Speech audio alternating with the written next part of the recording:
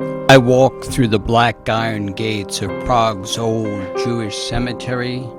A bower of brooding chestnut trees shelter the headstones. Sunlight dashes in through the leaves. Headstones twisted and shaped by the geometry of time. The frost heaves of winter and the tangle of knotted roots restlessly entwines with the dreams of the entombed. Famous, infamous innocents, poets, butchers, saints, scholars, rabbis, all nestled in this sacred necropolis. The words of Kaddish on my tongue, alien but familiar. I touch the headstones, some black balsad and granite, most sandstone, ruddy Hebrew lettering worn to the surface. Like a blind man, I try to read the letters with my fingers.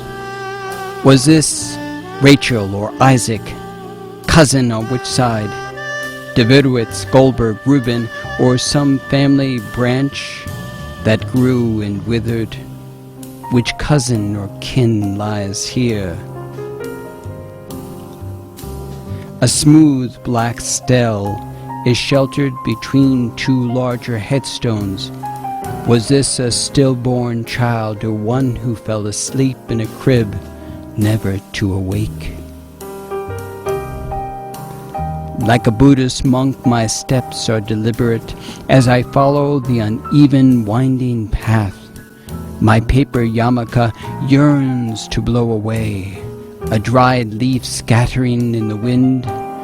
Tens of thousands of lives in this 3-acre graveyard, generations buried one on top of the other. I hear mumbling in the sweep of chestnut trees, swirling in the wind, the cacophony of birds, wrens, starlings, robins, even ominously crow above the din. Is each soul's voice reincarnated as a bird song, or was the Bishop of Prague right? Spirits live in the trees. But this is not the Prague of my memory. The streets are too clean. Our city smelled of life. You could smell savory dreams cooking in every kitchen. Prague has been washed and cleansed of the smells of cabbage sewage, horse and donkey, and the damp stench of the river. Do you remember in the early spring when the wind would blow through the cracks in the ghetto walls and you could smell the flowers from the mountain meadows? The language is now Czech and English. Then it was Yiddish, Russian, German, bits of Slavic words, utterances, and grunts.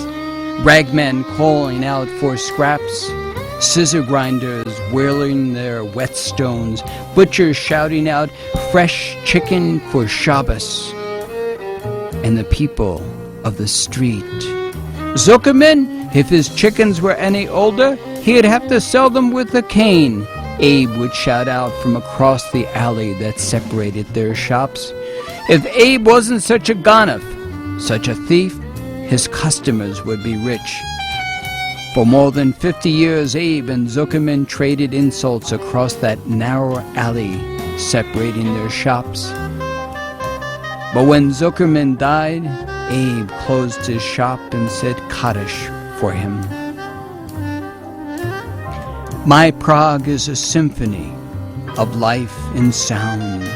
Bells tolling, birds chattering incessantly, school children singing and playing ball in the cobblestone streets, horses drawing vegetable carts and noisy clatters with squeaky wooden wheels while dreaming of meadows and pastures.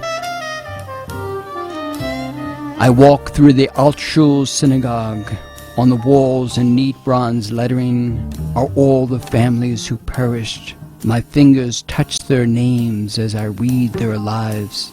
Smiling children, families dreaming, praying for a next year in Jerusalem. One floor above are the children's drawings from Terezin concentration camp, with a child's crayon drawing of a butterfly flying through barbed wire fence. I cannot write about Prague as a graveyard. My heart will not allow me to see it as only a sleepy, ghostly, golem world. Not the Shoah, exile, pogroms, genocide, nor plague. My Prague is not a graveyard of memories. It was and is L'chaim, always to life.